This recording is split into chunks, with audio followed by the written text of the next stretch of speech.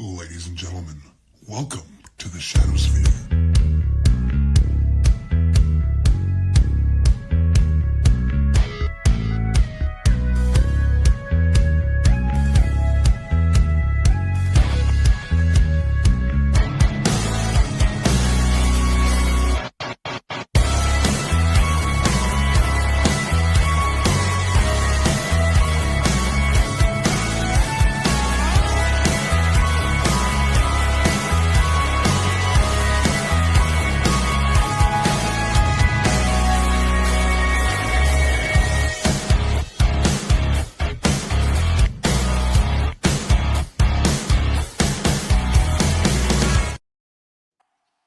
Ladies and gentlemen, welcome back to another episode of the Shadowsphere. Thank you to Burning Bridges for that awesome new intro for the Shadowsphere.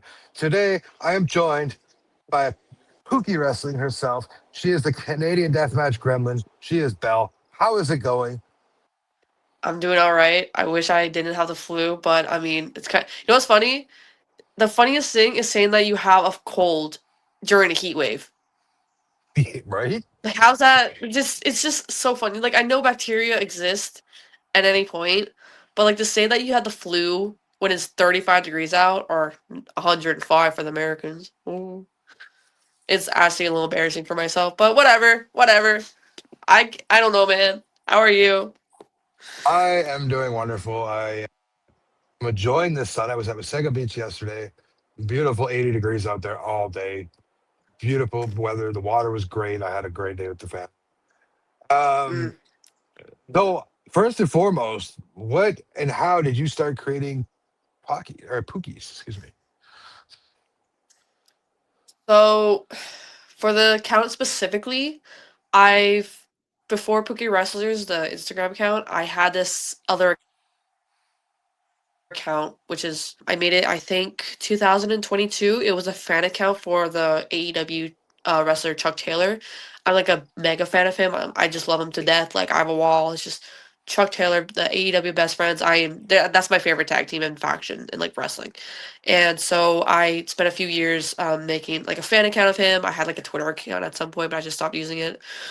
So I had that, and then what happened is there's a few artists that I would follow and I was mutuals with that were like again no artists, and I thought their art was really interesting, and I was just like, okay, I have like the stuff to make digital art, like I've been drawing since I was a kid. I might as well give it a shot. So I started doing little things, and I would post it on my Twitter account, and I'd post a little bit on my fan account, but it never really reached anywhere. Like I'd only get like 2 likes.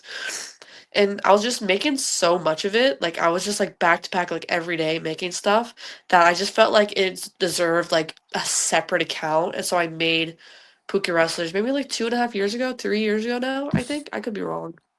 So that's the start of it pretty much. Hell yeah. Um, so you're creating these. You're obviously a graphic designer. How many wrestlers have caught like independent, even pros? Where's your reach gone with these? So my reach, I don't have a specific number. I do have like a spreadsheet with everyone I worked with just to keep track of everything.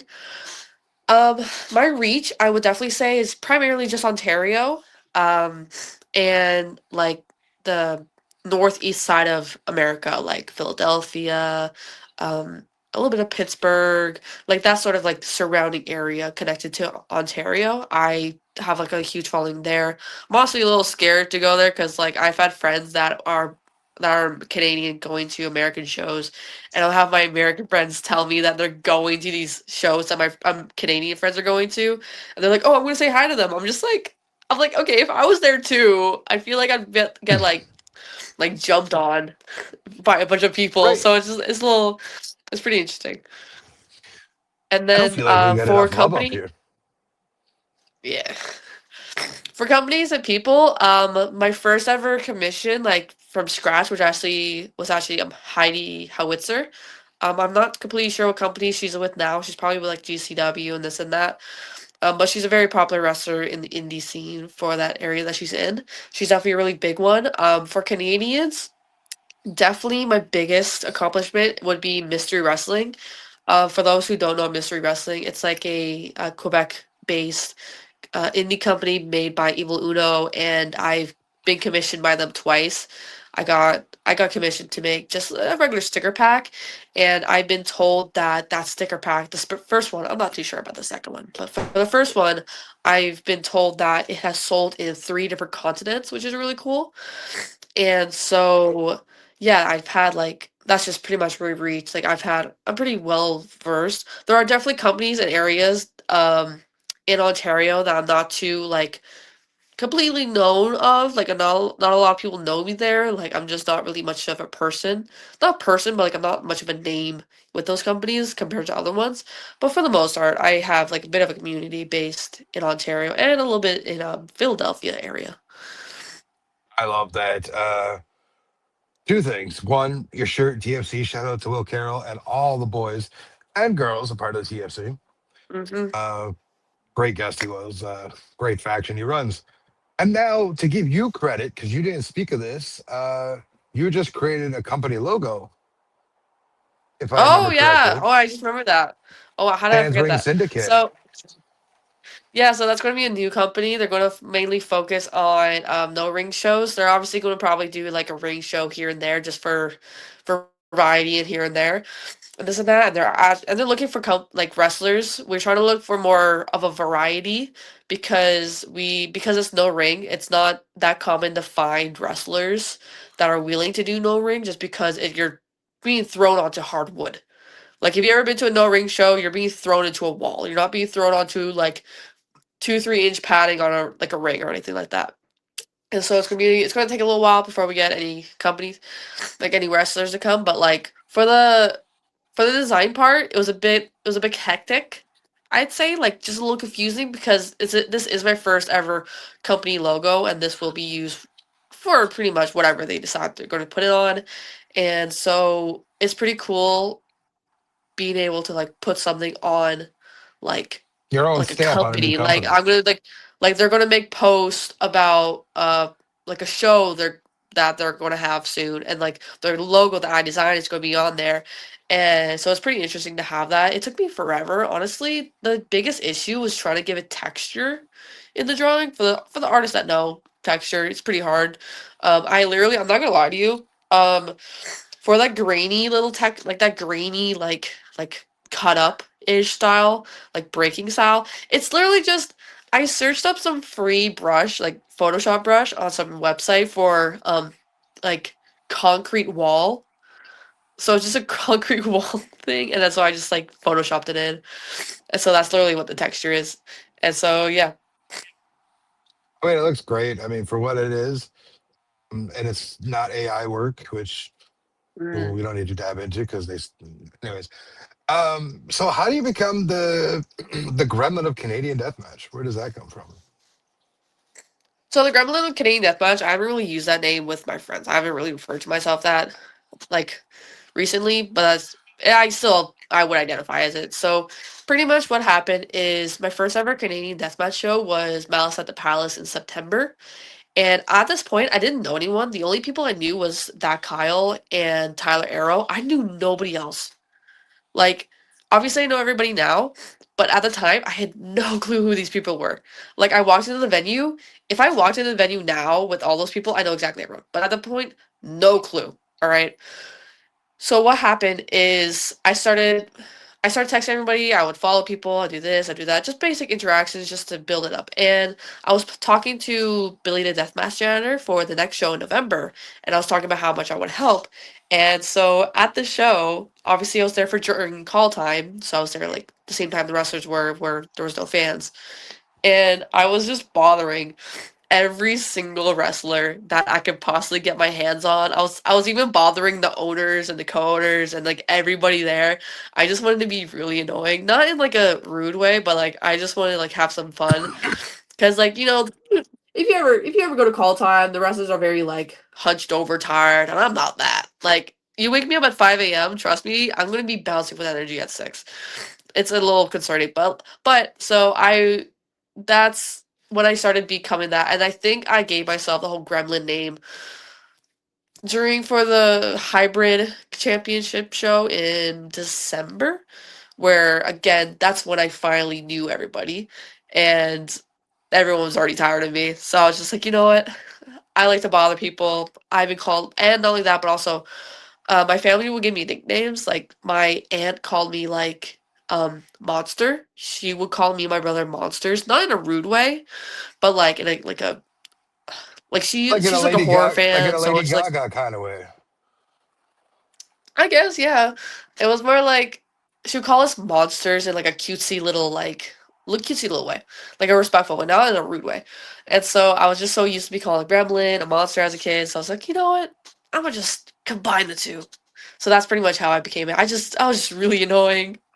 I'm still annoying. Listen, are we ever really annoying? I mean, if you think about it, I'm not where you are per se. I don't do the same things you do, and I haven't gone into doing stuff with the companies yet. But I bug Dylan, I bug Sean, I bug Hardcore, I bug Wade, I bug like I'm all over the place with these guys, and I'm bugging them because I do Mhm. these interviews.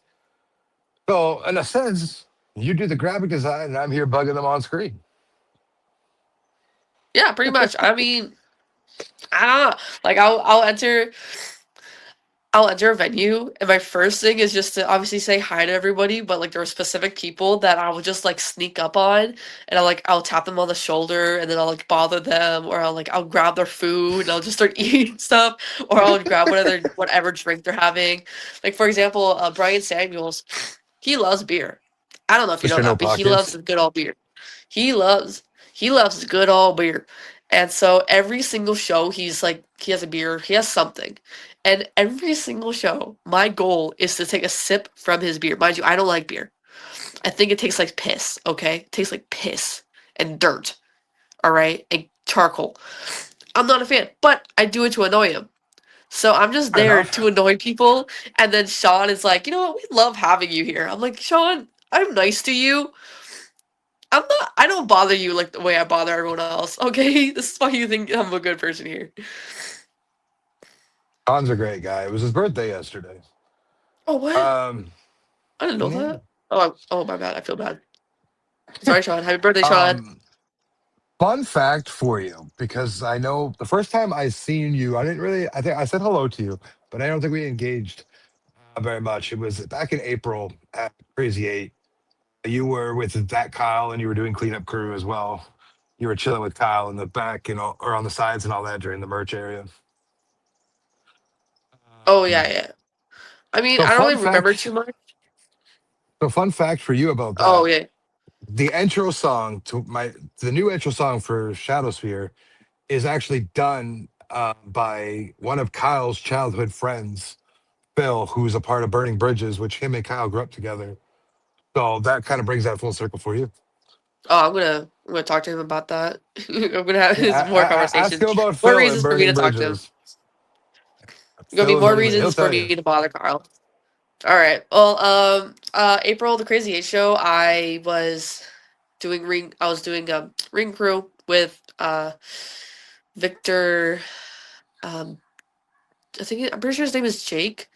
I'm really bad at names. All right, don't quiz me. And also Billy, right? And this time I was like, I gotta lock in. I really want to help. This is gonna they're going to need a lot of help for this. Blah blah blah blah blah. And so yeah, I was trying really hard to make sure we were doing everything because the first time I did ring crew was in November for the Making a Scene show in the Germania. And I didn't really know what to do because this is my first time like ever going to a deathmatch show with a ring because obviously Master of the Palace was a no ring show in a venue. And so I didn't know like when to grab this. I didn't know how to grab that. I don't know what's a good time to do this. So I was really nervous, but like going into April, I was like I knew how to grab this. I knew how to do everything. Can I just say Kyle's and Brian's match, the most annoying match to clean up.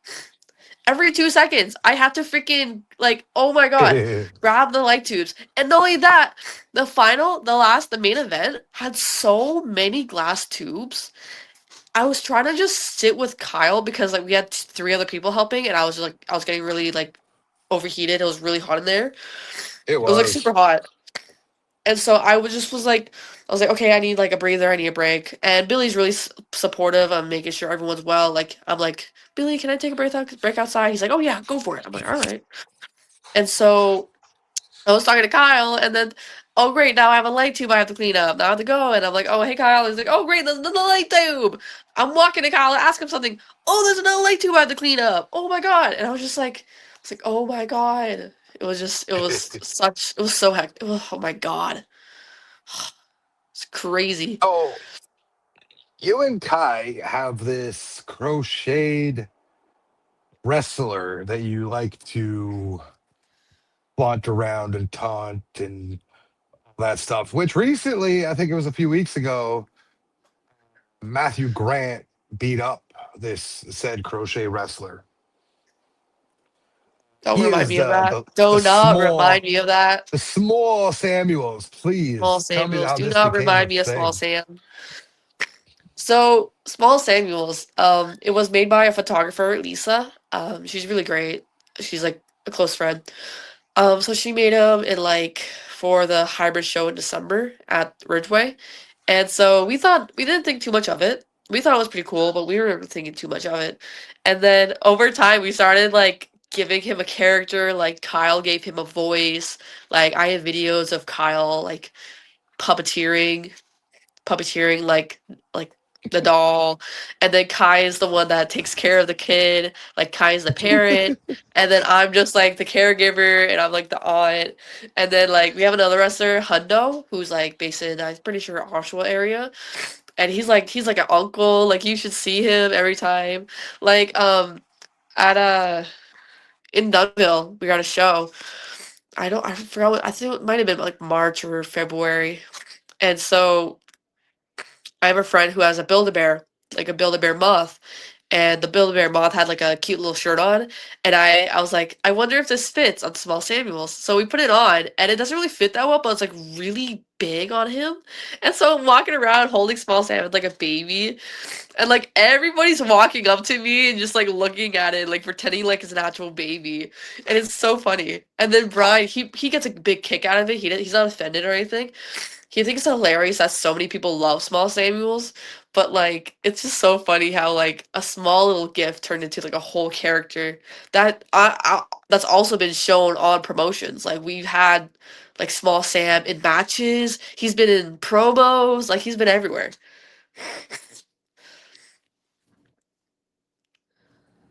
That, that is one of the coolest things. I like bugging him since I learned the rib on him about his no pockets. I gotta bug him now about it.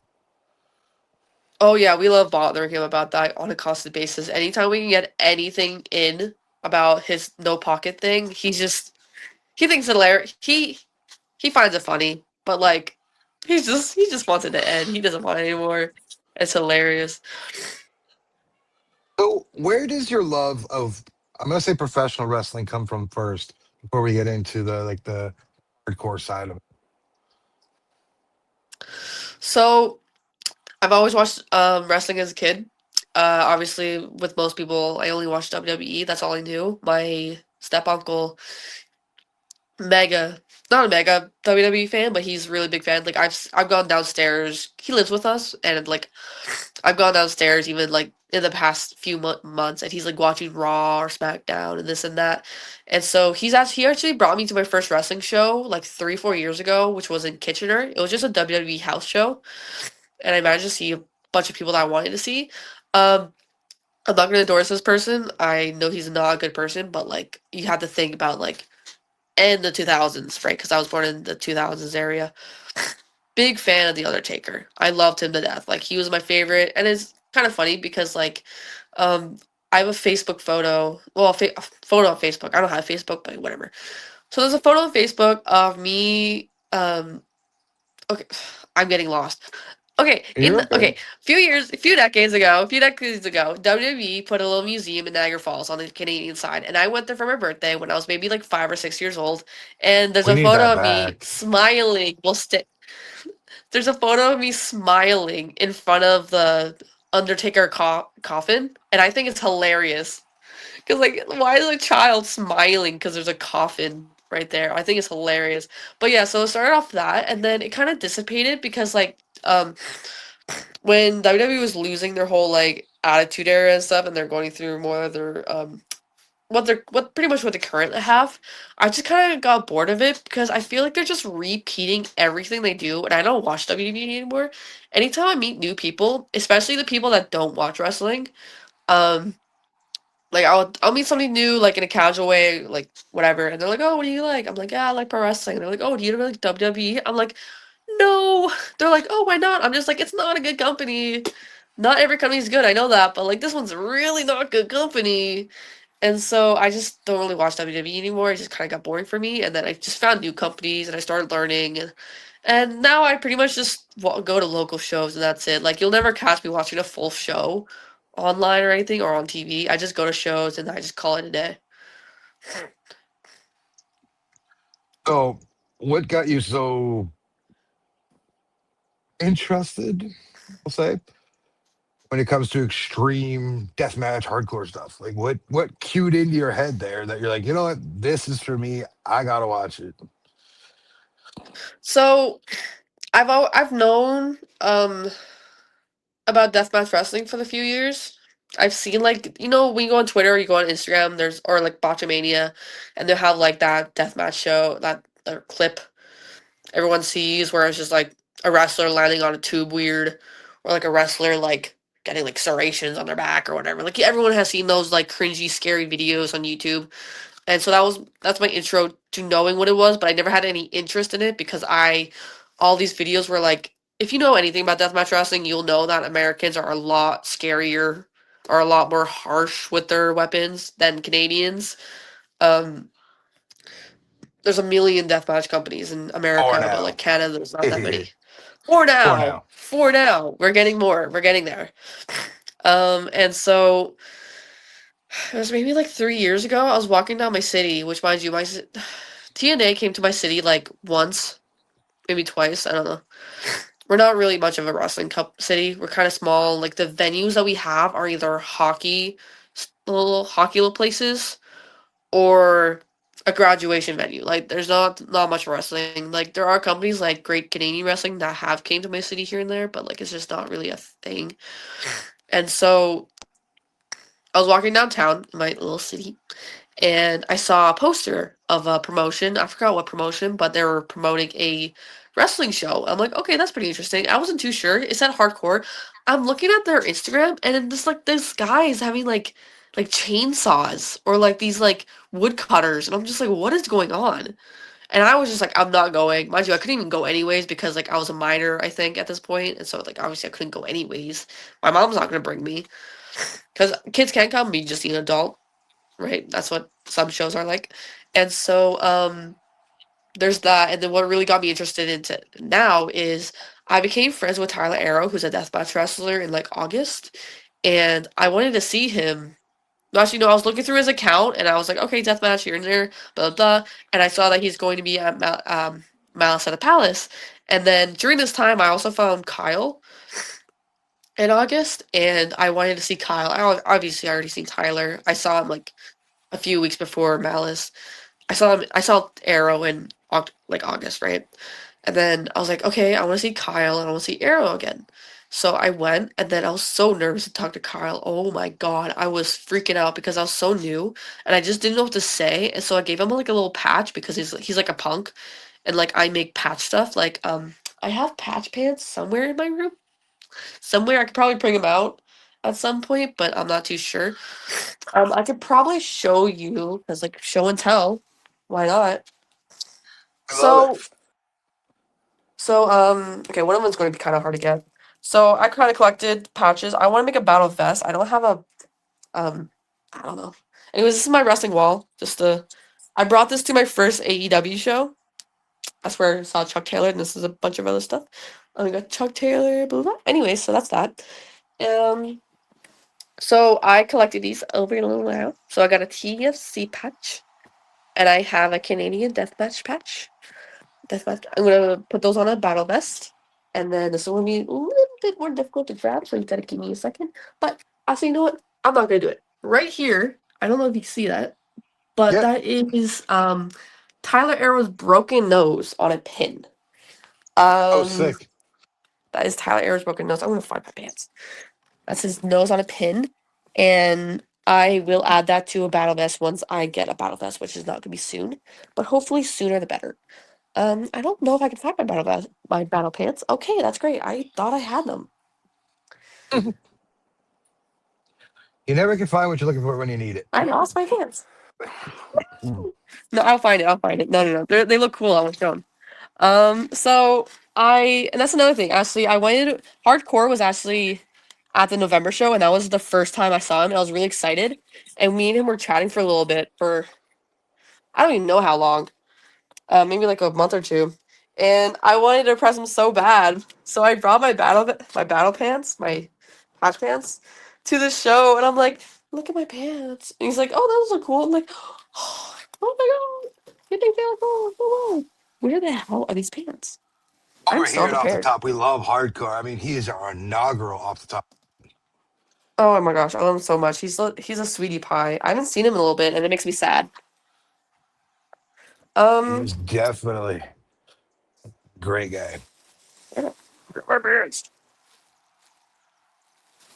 All right, I guess no pants. Okay, that's whatever. It's fine. I'll find them at some point. But okay, that's my answer to that question. I don't know what to say to that, but yeah. So actually, wait, that doesn't answer the question. No, hold on. I'm sorry. You're I'm fine. getting distracted. So the whole thing about deathmatch wrestling is, I. It's a little weird to say this. I've told a few people about this, but I had a bit of a thing for blood in middle school. Like my favorite thing is vampires. I've always loved vampires since I was a kid.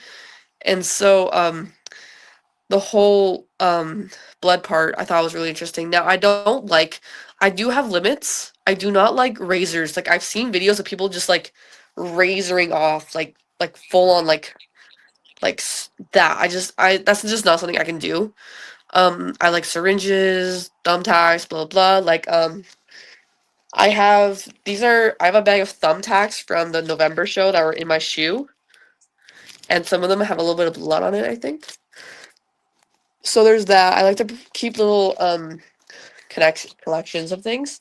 At Malice at the Palace, before Billy really knew me, I went up to him and I was like, "Hey, can I get like a thumbtack? Is that fine?"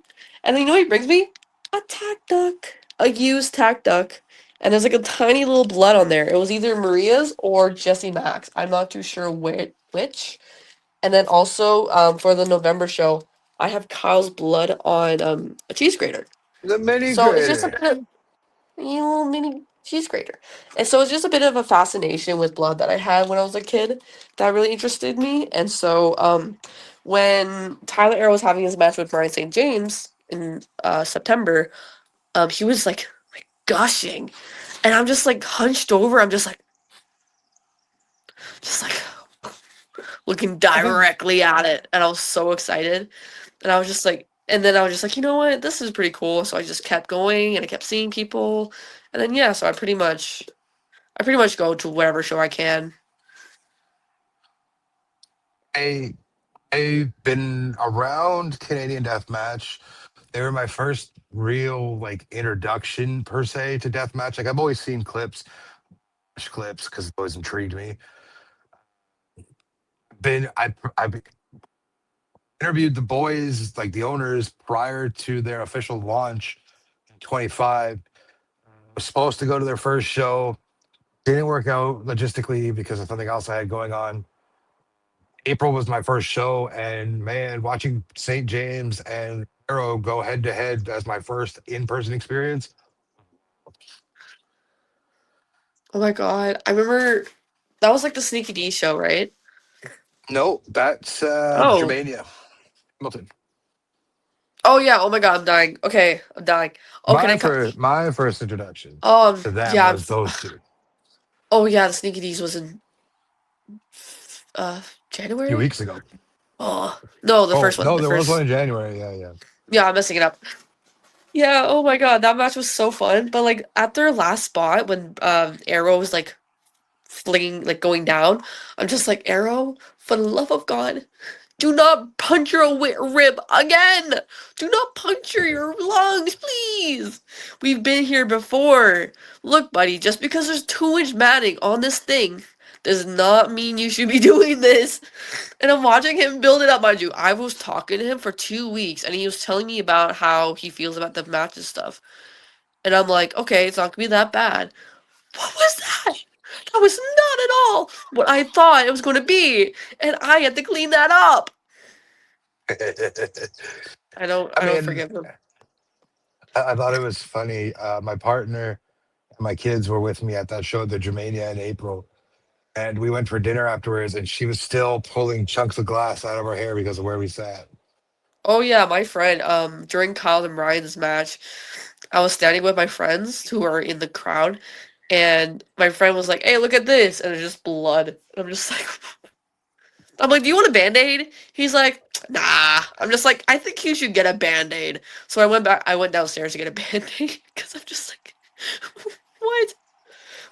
Kyle thought it was hilarious. And I'm like, Kyle, calm down. So I don't know what these people are up. These are weirdos, but I love You them. were So you, you were saying you went to a WWE house show in Kitchener a couple years back, which would have been 23, I think was the last one. probably, yeah. I Oh was yeah, at yeah. It that. was I was 23. at that one. I met Rhea Ripley in person at that one. Oh yeah. No, I was like waiting. I was waiting in the car. I just didn't want to go outside. It was too cold. I You know. I You managed remember? I ma- I managed to bug Rhea to get a picture just before everybody swarmed her, and security said no more. I got her to sign a belt and take a picture with me and my kid. Mm. I remember Such a sweetheart. for All Out. I me and my uncle was at Scotiabank Arena, next connected to Union, a few months ago. Um, Okay. we came like 2 hours early before doors, I think. And my uncle was completely convinced that we'll catch a wrestler outside. So we circled the entirety of Union Station outside. And he was convinced that we'll find somebody. And I'm like, buddy, for these type of guys, for these kind of guys, they gotta be here like 6 to 8 hours early. Okay, we have to be here at like 5 a.m. if you want to see anyone. All right. And he was so convinced I would find something. I'm just like, we're not gonna find anybody. Like for indie Two wrestlers, it's thoughts. like Go indie ahead, finish. wrestlers, so the indie wrestler call time is like 2 hours, but for like bigger companies, the call time is like 5 to 8, which is understandable. 2024 met all ego outside Scotiabank. Oh my gosh, I saw Also, I saw Ethan at Alpha One. Yeah, I was like to 7 feet your away from him. point about your uncle and you, I met Jungle Boy outside of Scotiabank Arena between Real Sport. Like he was coming in between Real Sports and the arena. He was walking. Nobody Oh, noticed him, but I did. I was like, "Hey man, can I grab a picture?" He's like, "Yeah, man." And then people realized, and he'd already gone inside. oh my God, not March last year. I think it was March. God, I don't, okay, it was you know when I don't know if you know, but like you remember when AEW did the two like Dynamite and Rampage in one day in Toronto? Like I don't know if you know, but I was there, Oh and shit! I was there. It was when Adam Copeland won his title that he lost because he got injured. Mm. That's it's whatever. And so, funny enough, I actually have. So I have the confetti from when he won. And then I also have the confetti of when Orange Cassidy won his right there. So I have their confetti because I literally, as you can tell, I like souvenirs from shows. And so I was talking to somebody and they're like, "Oh yeah, my friend met Trent Beretta outside." I'm like, "What?" Mind you, I love Trent, right? And I'm like, "When was this? Well, do you know the time that this person?" No, it was like this person's friend met him. And she was like, "Oh yeah, no, it was at like 1 p.m." I'm just like, I was in like the Chinatown area of Toronto at 1 p.m. You're kidding. I could have met That's Trent Beretta. crazy. I was so mad. I don't I oh my god. Ugh, so mad. Anyways, that's me. That's it. So, who is your current favorite indie wrestler? Now But that'll be currently, an interesting question because you have a lot of indie wrestling friends. So, and they'll be watching, so I'm sure they'll be listening. a lot of favoritism. I got a lot of favoritism based purely off of just wrestling and not because they're my friends. I definitely say Tyler Arrow's definitely a big guy. Like he's a great high flyer. He's a great deathmatch wrestler. He knows how to work a crowd. He's been doing it for like a decade. He got injured and then just like came back like 3, 4 months later, which is insane because like he didn't know if he first of all be able to return, and second of all, he thought it would take maybe like a year or two to return. And he's like, "Oh yeah, I'm coming back in like a few months." I'm just like, "Buddy, no, heal fully." He's like, "Nah, my doctor said I'm fine." I'm like, "Your doctor said that a week ago." Okay, give your buddy. All right, and so definitely Tyler Arrow. Um, obviously Kyle. Kyle's my best friend. I think he's a really great wrestler. He doesn't get enough credit for what he gets. I No, he think he doesn't. should. Yeah, he should definitely like get more respect from others. Like a lot of people respect him, but a lot of people don't respect him, and I just think that obviously that's just how life works. But like, I think for the amount of work and that amount of respect that he puts into companies and this and that, and how hard he works with crowds, he knows how to be phase, he knows how to be heel. Obviously, like I was a fan of him for like 2 months before I was even friends with him. Like we became friends in like middle of November, late November, right? Like it took a while. It took like a month or two of talk, like a month and a half of talking to be before we consider each other friends. So I was like, I was a fan of him, right? Now obviously we're friends, but whatever. But I'm still a fan. So there's definitely those two, and then I'm trying to think. I'm spacing out. There's too many people. Maybe Kingsley. Is really good. I like how she works her crowd. She does like this whole singing thing in front of people, Yeah, and it's like pretty I fun. just learned And then about her at the 24-hour Rumble. That's when I was first introduced to oh who Kingsley yeah, was. yeah. And so I think she's really great with that. She has like all, and also for her like stage presence, it's also really nice. Like she has good quality looking gear. She knows again working on a crowd. She's a really good wrestler. I've seen her a few times. Like I respect her. We don't really I've talked to her once, but like it's not. It's just like common ground of understanding, I guess. And so definitely her. She's really great. Um, yeah, there's definitely a few more, but I'd definitely say those are the biggest ones. I'd say right now, if I could think, like that's on top of my head. I'd say Okay. yes. And also, Is there? maybe Oh, no, you go can ahead. finish. I'm just No, no, no, I'm you can just go like ahead. making random sounds. Um, Sorry. me and you talked, and beforehand, obviously, that's how we got this interview. You had said there were some subject matters that you wish you had talked about longer on another podcast. Shout out to Dewey. So, what is those Shout subjects you'd out. like to talk about? I'm here. So the subjects I missed, just because I was already like reaching an hour, and Dewey's podcasts are usually 40 minutes to an hour, and I just didn't really want to go farther than that out of respect. Definitely one thing I wanted to talk about that I didn't get a chance was to talk about my disability because in grade 5, so I'm turning 21 next month, but like Young so buck. when I was in grade 5, so this was maybe quite a long ago. I got diagnosed with a learning disability, and funny enough, my learning disability is called dysgraphia. Most people know the most common disability is like learning disability is dyslexia. That's what most people know it as. But I have a specific type called dysgraphia. So the four major types is dyslexia, dysgraphia, dyscalculia, which is math, and dyspraxia, which is like hand motor skills. Like you can't, it's hard to catch a ball or muscle memory is not kicking in. So with dysgraphia, it's a language processing disorder. Obviously, the only language I know is English, and I'm fluent in the language, but I'm just bad at it. Like I'm not good. Um, like I can read stuff, I can do this and that, but like for a lot of people, it's handwriting. Like my handwriting is really bad. Like it looks like a middle schooler is writing on a piece of paper, and even when I try to write nice, I just can't do it. And not only that, but also my hand cramps up a lot. Um, and so I can't write for long.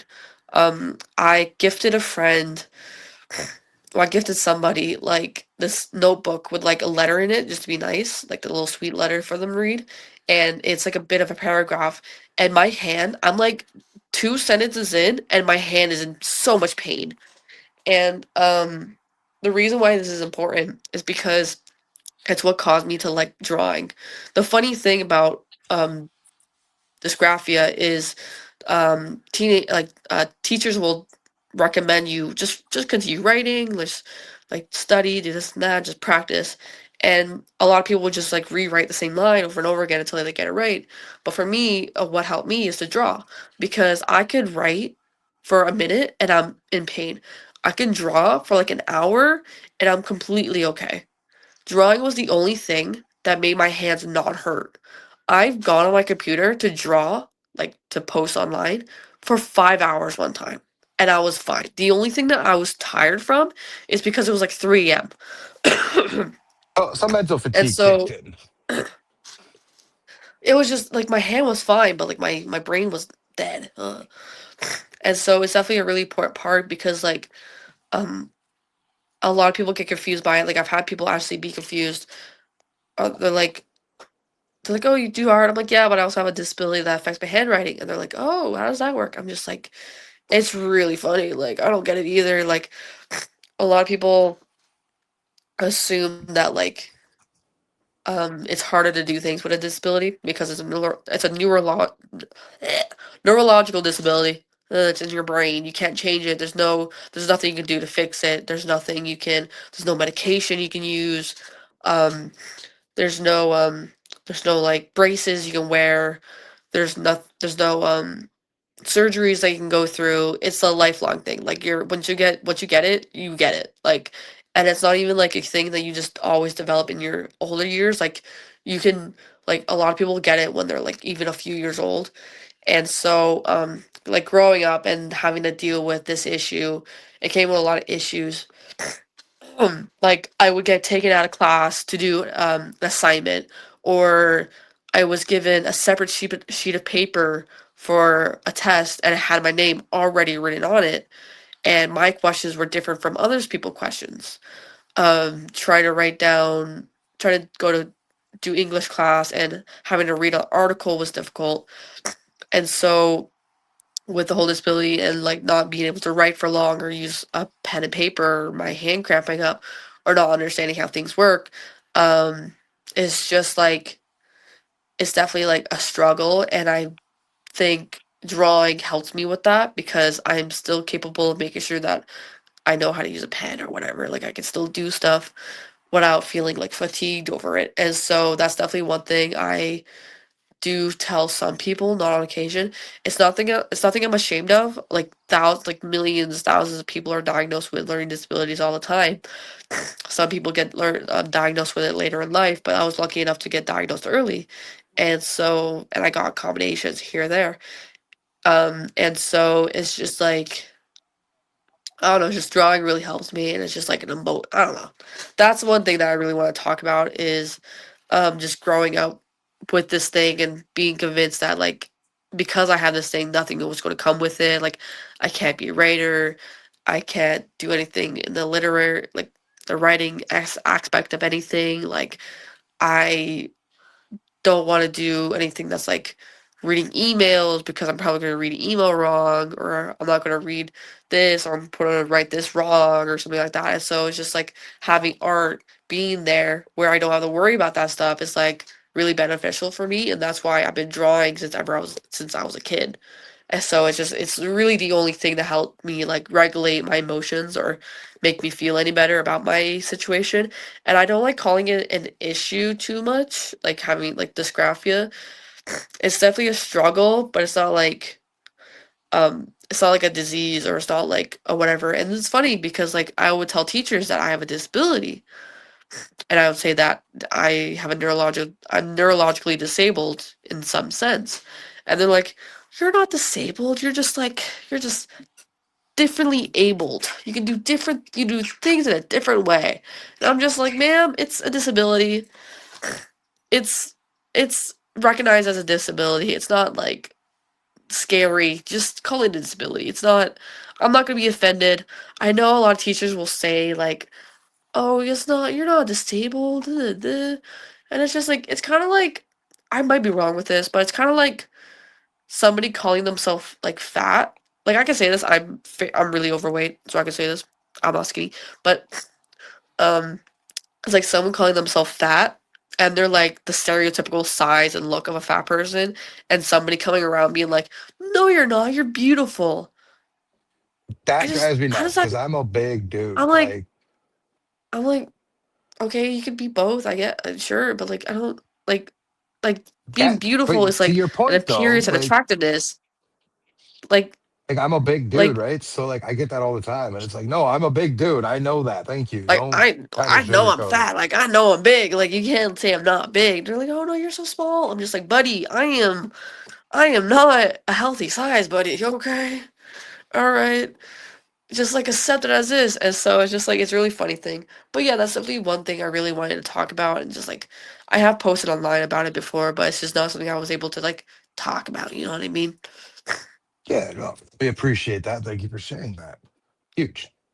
Not always easy to talk about personal stuff, especially on a platform like this. So truly, thank you for sharing that. It means a lot. Yep. So what do you got coming up throughout the summer? You got any shows planned, or what kind of art? Are you working on any current art pieces right now? Like what's on your schedule? Um I have like so I quit my job a little over a week ago. And so I don't have a job anymore, but like I have like this thing at a cafe, and I just have to. They're doing a 3-day trial where they're just going to test you to see how good you are because they're going to open a new location in another city in the middle of August, and so I just have to figure out when those days are. I'm a little smarty pants, so on my resume I have Saturday unavailable because if you know, like everybody knows, wrestling shows are usually on Saturdays for the most part. And so, hopefully, because I do have Saturday unavailable, I will be able to go to all the wrestling shows I will want to go to. Um, for the shows itself, I have New Beginnings in the Cordes Flea Market in Oshawa. That is on the 18th. There's a show that I want to go to in London on the 25th, but I just can't get to London without spending an arm and a leg, and I don't feel like spending an arm and a leg. Um, there's that, and then there's Hybrid Championship. I forgot. I don't remember what city, but it's on August 15th. And then there's again New Beginnings on the 28th of August, and there's Canadian Deathmatch the 12th. September. And then I think that's it for right now. I'm not. I don't look too much. Like I'll look at a show like a week or two in advance. I'm like, all right, I'm gonna just go. I'm gonna go to it. Yeah, New Noise Volume 5. But the recently saved Sneaky D's is going to be great. Because I know when I was there, when we were both there in June, I was talking to everybody. I was like, I'm hoping this is still here by the time you guys, in that show in Yeah, September. yeah. They posted about like how they're having they're selling tickets for a show in September. I'm just like, you guys know that this might not be a thing. I'm really How are you hoping going that to the like? people at the Heritage can see it for what it is, market historically appropriate building, because That's that true. building does not need to go Um, down. it's also pretty nice for me because Billy Deathmatch Manager, I gifted him some stickers because he wanted to make like merch of himself, but he wasn't too sure. So I bought him a pack of stickers of a drawing I made for him, and so he put one of the stickers in the. It's in the Sneaky D's part, like the actual like venue. It's in the I forgot what you call it. The equipment room. It's in a little equipment room. There's like a mirror, and it's like right next to the mirror. And so I have a little sticker of my Oh, drawing on there. And then also on the tables, I grabbed a marker and I just wrote "Hey Pookie," and so I have marked myself in Sneaky D's. So it's pretty cool to be able to do that. as you go up the stairs to the bar area, if you will, the yellow wall right there off the top media sign that will add to. I mean, it's iconic, right? And to be a part of that is something. But I Yeah, love to the be fact just that you like have a sticker there. yeah, and then to like just have something of your own be put on something that's so popular. Like a lot of people have done it, but like not everyone has a reason to do it because like I have friends that like they're not in a band, they're not in like a comedy thing. They don't really have they're not really in a business that would need a venue like that. And obviously, I'm just there for fun, but I have helped out do like ring crew stuff and clean up at that venue. And so I have done something in that venue connected to a company. And so I'd say I have some level of right to mark something of my own in the place because I have helped out do something for an event that's more than just handing out flyers or doing this and that because I'm actually like cleaning the place like I'm walking like I'm literally just like looking at everybody on top of the stage like I'm just like annoying the wrestlers while I'm just like walking all around and doing this and that like and so to be like somewhere in that area is just like it's pretty cool to have something of your own be placed there for like god knows how long. Right. And my reasoning, I not necessarily because, off the top and I help put over the talents, but I told the boys this that I've interviewed just before that show. Back when they moved to that location, my dad actually helped renovate it to what it is now. So he was a big part in the person of putting up the walls, making sure things were there. Like he was one of the renovating people that made Sneaky D's the building it is today. Yeah, I feel like it's kind of weird because like I'm like a lot of people my age, we just come out of high school or just coming out of college. And so we don't really have much to say about life experiences. But then as I become friends with people in their 30s and 40s, they're like, oh yeah, like when I was like 17, I went to this bar and I freaking like did like a backflip over here. And then like the week after, I went on like a boat with like DJ Khaled. I did this and that. I'm just like, what is going on? And then like they're like the year later, I also helped like uh Pamela Anderson just like do her makeup, and then I brought like a I got Taylor Swift thing. I'm just like, what is going on? Like what? They just have like a whole life story. Yeah, I'm just like, bro, us old bro, heads have a what? lot of stories for you. And I'm just like, Jesus Christ, how do you have all these like experiences, man? Like you meet everybody, like Jesus Christ. And I think it's Yeah, pretty but cool that like I'm able to do this stuff, like be able part of this like whole community really young because I know a lot of people that started off late. Like I have a friend in Philadelphia who started wrestling in his mid 30s, but he was a punk in the early 2000s and he was in a band in the early 2000s, and so he's always been in some community. But like, oh my gosh, but to be able to do something so early on in life where I have these opportunities where I'm allowed backstage at Sneaky D's, where I'm allowed backstage in the Germania, where I'm allowed to do this, where I'm allowed to do that, where I'm allowed to like I talk to promoters all the time, like I have all these like stories and stuff. And so a lot of people my age are like, are you in school? Are you doing college? Are you doing your university? I'm like, no, I'm watching people get hit with thumbtacks. And sometimes I get it for free, sometimes. Sometimes. But you and so know, it's though, pretty but cool to but that's just it. Like you were saying how you have older friends who are telling you about their life experiences. Fast forward 20 years from now, and you're going to be doing that to some next young guy or girl coming. probably. Probably. You're going to have stories for them that they're going to be like, "What? What do you mean? You know, blah blah blah blah." Yeah, so actually, my step uncle, he's like in his 40s. He used to live in Nova Scotia, which is a province for those who don't know. He used to live in Nova Scotia. It's a very small island. And apparently, um, he would go to wrestling shows, and he told me about how he'd go to wrestling shows, and after the show, he would go to a restaurant, and like the table next to them is the wrestlers that he just saw that day. And in my head, I'm just like, I do the same thing, but like I'm in a car with those wrestlers, and then like I'm bodying those wrestlers, and then I'm also going home with those wrestlers.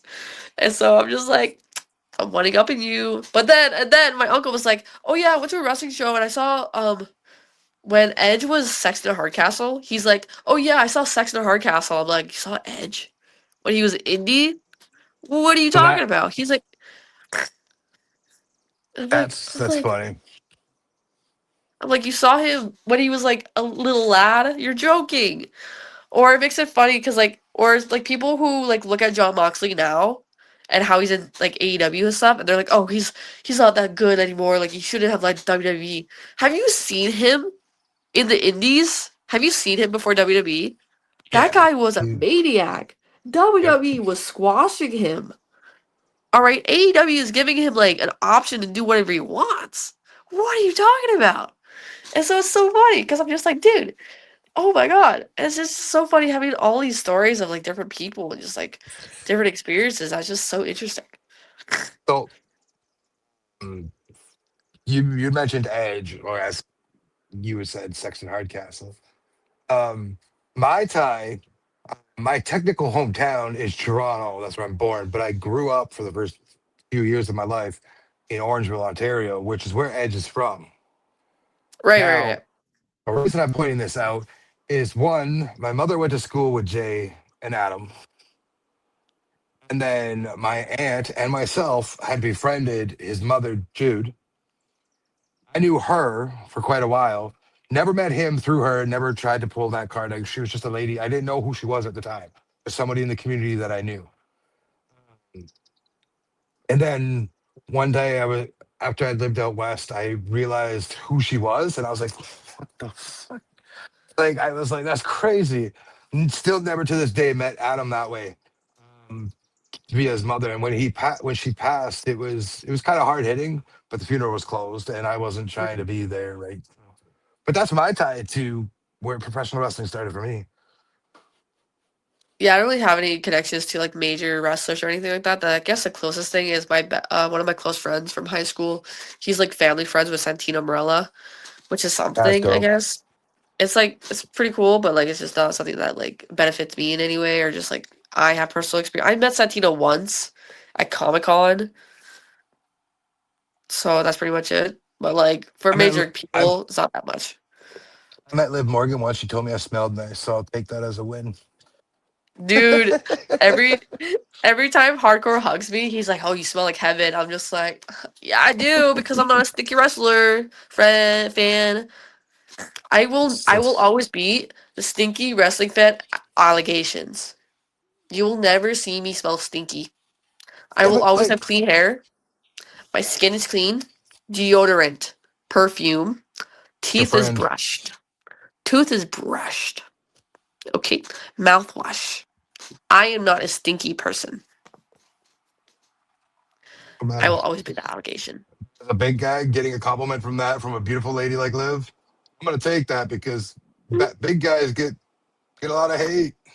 Oh yeah, big guys. I know the whole like big guys are like stinky guys, and I'm just like, I shower twice a day. I shower when I get up, and I shower before I go to bed, and then I'm wearing deodorant and body sprays throughout the day. So that ain't me, man. My beard looks a mm, little untamed because I haven't brushed it out in a day or two, but give me a break. I've been on like my little day vacation. that's fair enough. That's fair enough. I kind of mauled my hair because I was bored, and so now I have to wear this in public because I'm too embarrassed. So I'm waiting for my hair to grow out so it doesn't look that weird. But whatever. We make My hair mistakes. used to be down to my shoulders, and they call me Canadian Jesus. So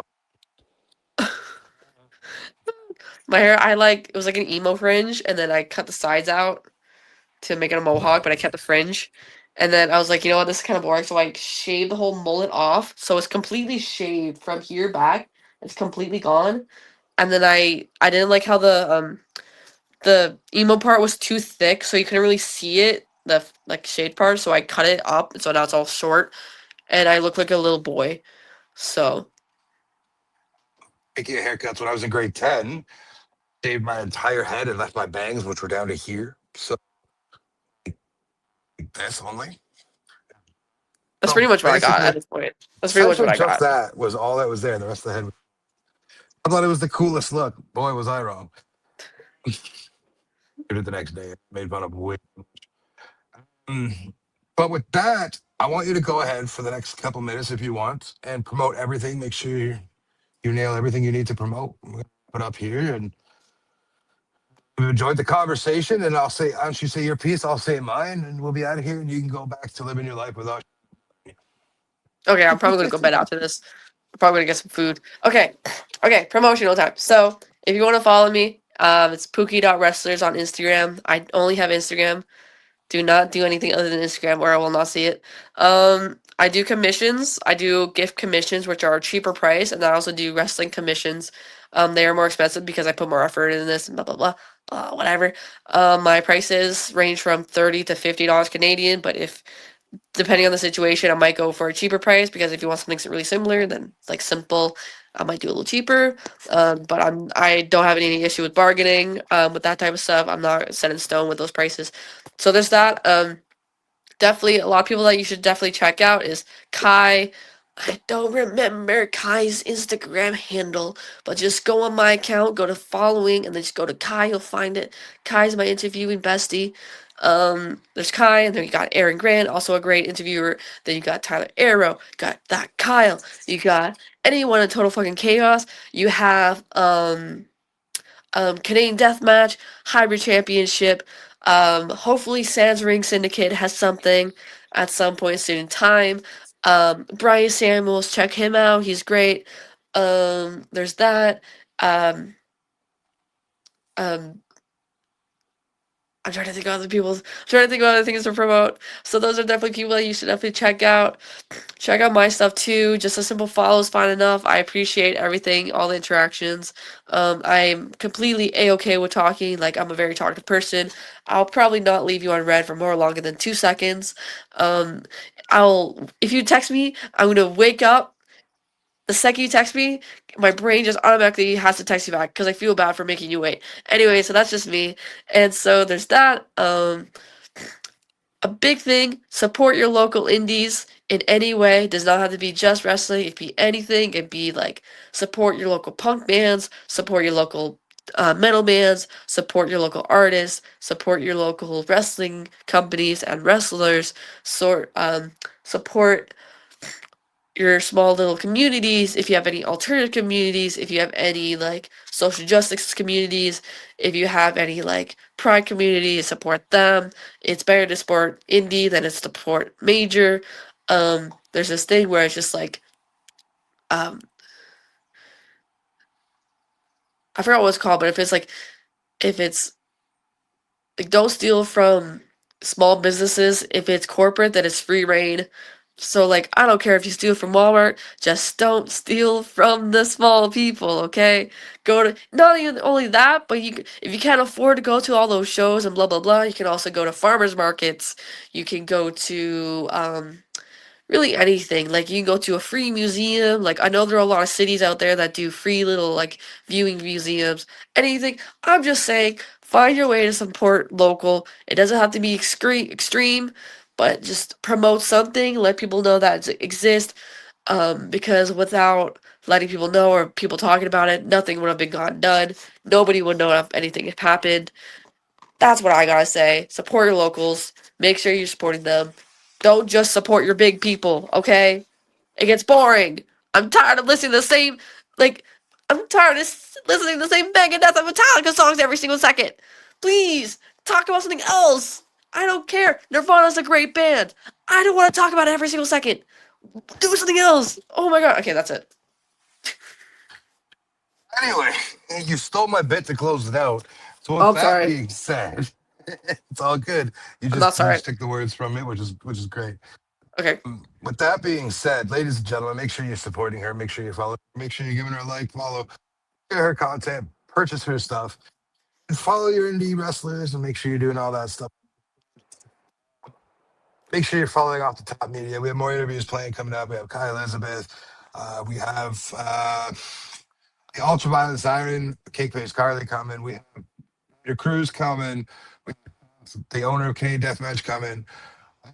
We've got so many interviews coming up that you're going to want to miss. Thank you again for your time. I appreciate it. So, with that being said, Spooky, I'm Shadow. This has been Welcome to the Shadowsphere. Good night. Thanks for watching. Don't forget to like, comment, and subscribe.